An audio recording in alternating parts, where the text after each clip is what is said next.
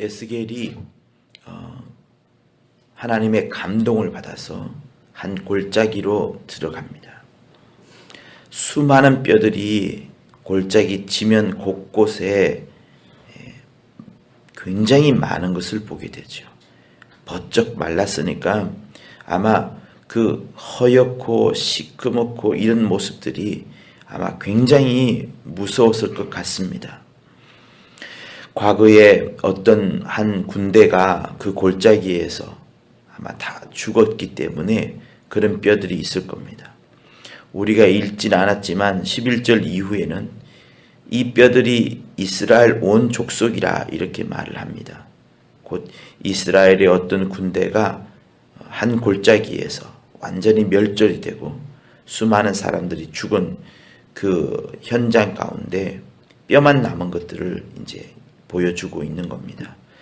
물론 실제로 이런 일이 있었던지 아니면 환상 중에 있는지 알 수는 없지만 하나님께서 이 에스겔에게 마른 뼈가 살아나는 일들을 통해서 보여주는 하나님의 메시지가 있습니다.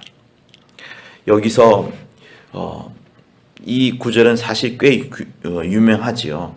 뼈들이 살아나는 이 모습들을 보면서 영화로 만들기도 하고 또 여러 영화의 모티브가 되어서 또 그 공상과학 영화에는 이런 장면들이 많이 나옵니다. 뼈가 붙고 잘라내도 또다시 살아나고 하는 이런 것들. 근데 그런 뼈들이 살아나고 살이 붙고 하는 그것보다 이 에스겔 37장에서 가장 하는 말씀은 뭐냐면 우리가 또 11절과 14절에도 반복되어서 나온 말이지만 여호와의 말씀입니다. 여호와의 말씀을 들을지어다. 여호와의 말씀을 너는 대언할지어다. 여호와의 말씀을 뼈들아 들을지어다. 라는 여호와의 말씀을 듣는 그 구절이 계속해서 반복되어서 나옵니다. 그래서 우리에게 일러주는 말씀은 무엇인가 하면 누구든지 하나님의 말씀을 듣지 아니하면 살아날 수가 없다는 것을 말씀합니다. 그리고 누구든지 아픈 자가 있고 죽어가는 자가 있을 때에도 그가 하나님의 말씀을 들어야만 산다는 것을 말씀을 합니다. 다시 또 말씀을 드리면 누구든지 하나님의 말씀을 듣지 아니하면 그가 예수의 피가 있다 할지라도 그 피를 그가 인지하지 못하고 깨닫지 못함으로 인하여서 왜 말씀을 듣지 않기 때문에 그 사람은 결국에는 병들고 영적인 병도 들어서 일찍 죽을 수도 있고요. 아니면은 하나님을 떠날 수도 있는 부분입니다. 하나님은 우리에게 말씀이라는 굉장히 큰 힘과 능력을 주셨습니다. 어제도 잠깐 이야기했다시피 창세기 3장에 인류의 최초의 역사가 나오는데 그 최초의 역사는 처음부터 하나님을 떠난 것, 하나님과의 관계가 깨어진 것에서부터 시작을 합니다. 인류의 역사가 그렇습니다. 그렇기 때문에 이 세상에 평화가 있고 사랑이 있고 또 평안이 있고 화목이 있는 그곳에도 하나님이 말씀이 없다면 결국에는 그 곳곳 어느 곳인가는 엉겅퀴가 일어나고 있고 하나님과의 화평이 없기 때문에 결국에는 무너질 수밖에 없는 그런 위경에 와 있는 겁니다. 하나님의 말씀이 아담과 하와에게서 끊어지니까 아담과 하와가 하나님과의 관계가 깨어지고요. 그러면서 화평이 깨집니다.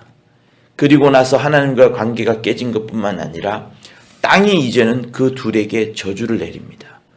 엉겅퀴와 가시덤불을 내게 되지요. 땅과의 관계, 곧 자연 혹은 아담과 하와 인간을 둘러싸고 있는 관계가 깨집니다. 화평이 깨집니다. 그러다 보니 어쩌게 돼요? 나중에는 가인이 아벨을 쳐 죽입니다. 동생을 죽입니다. 이웃과의 관계, 사람과의 관계도 또 깨집니다. 처음은 어디예요? 말씀이 무너지면서부터. 말씀이 무너지니 하나님과의 관계 깨지고 이웃과의 관계 깨지고 여러분 자연과의 관계도 깨지고요. 그것으로 끝나지 않습니다. 가인은 본인이 예배를 제대로 못 드렸다는 거, 제사를 못 드렸다는 거, 그것으로 끝나지 않고 동생을 쳐 죽입니다. 그리고 나서 자기 자신에 대해서 굉장히 실망을 합니다. 사람들이 없는 것으로 유리방황하지요. 곧 자식이 자신과의 관계도 깨집니다. 여러분 반드시 그렇습니다. 이것이 이치입니다. 하나님과의 말씀이 무너지는 그 순간 하나님과 나의 관계는 깨지는 것이고 나를 둘러싸고 있는 수많은 자연, 땅들과의 관계도 깨어지는 것이고 그래서 물질을 지배할 힘도 없어지는 것이고 나중에는 이웃과의 관계도 깨지고 나 자신과의 관계도 깨지는 것이 여러분 이 세상의 이치인 겁니다. 그러면 하나님이 이것을 회복하시려면 어떻게 해야 돼요? 그 관계를 회복하기 위하여서 하나님이 준비할 수 있는 유일한 것, 인류에게 다가올 수 있는 유일한 희망은 예수 그리스도밖에 없는 겁니다. 예수가 이제 2000년 전에 오셨어요. 십자가에 달리셔서 죽으셨습니다. 그 십자가에서 하나님의 분노, 법을 어긴 인간들을 향한 하나님의 말씀을 어긴 인간들을 향한 하나님의 공의가 이제 마침내 십자가에서 실현되는 것이고 그 십자가에서 하나님의 공의가 실현되면서 동시에 하나님의 사랑이 인류에게 다시 다가오는 겁니다. 이 많은 것들이 십자가에서 이루어졌기 때문에 바울은 십자가를 가장 큰 나의 자랑거리다라고 말했던 것이고 최근에 돌아가신 그 미국의 유명한 빌리 그레함 목사도 십자가가 가장 나의 큰 자랑거리다라는 설교를 그토록 많이 했던 겁니다.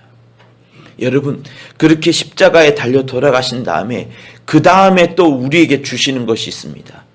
그것이 뭐냐면 곧 말씀을 말씀하는 겁니다. 이 뼈들이 살아갈 때에 하나님의 말씀을 들음으로 살아갑니다. 뼈들이 붙고 힘줄이 붙고 살이 입혀지고 나중에 다시 한번 생기를 입힐 때 하나님께서 다시 한번 여호와의 말씀을 대언하고 여호와의 말씀을 뿌려줍니다.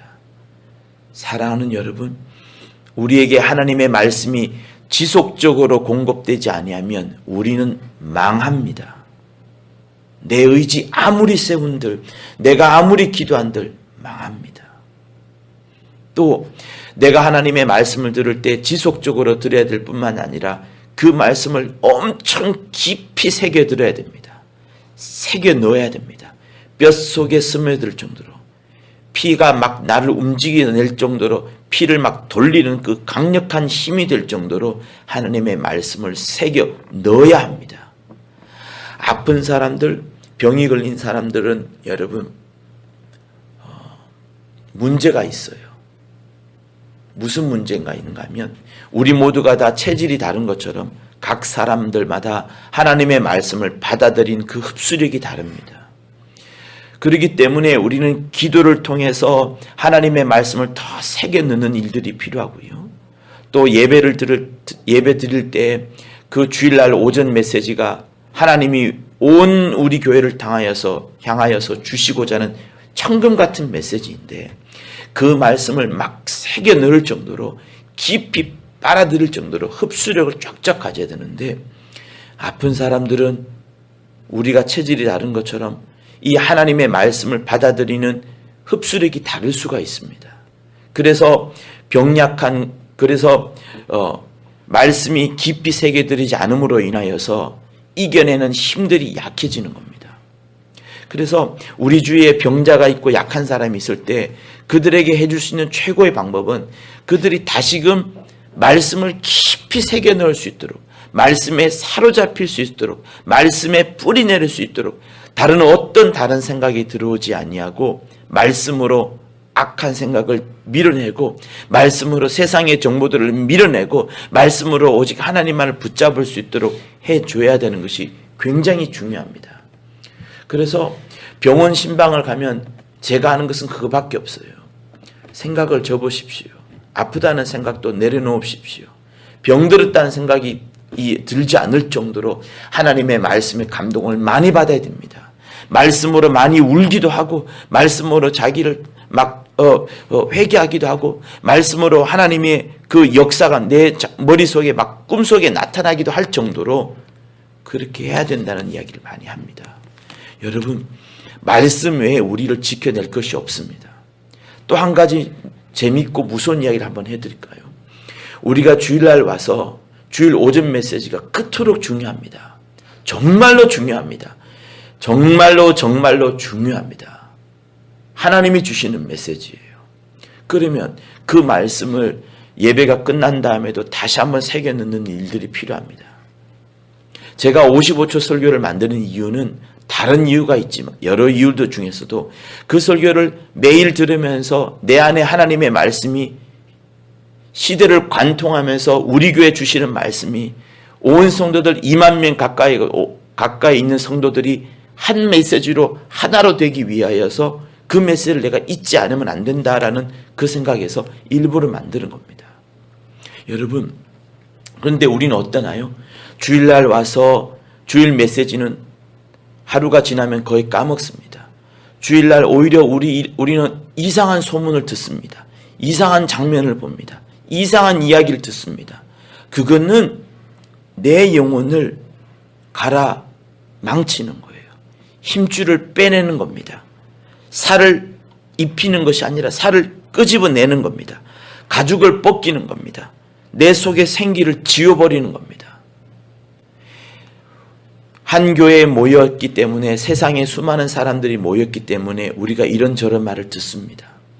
그러나 그 말이, 그 소문들이 하나님의 말씀을 앞지르고 그 소문들이 내게 기억에서 빠져나가지 않을 때 여러분, 나는 지고 마는 겁니다. 그래서 우리 직분자들은 또 리더들은 끊임없이 하나님의 말씀을 반복하여 주고 식상하고 물릴지라도 또 반복하여 주는 것이 절대적으로 필요합니다. 왜? 그가 힘들었을 때에 그 말씀을 기억하기 때문에. 재미있는 말, 자극적인 말, 유혹적인 말들은 결국에는 그 영혼을 망치고 마는 겁니다.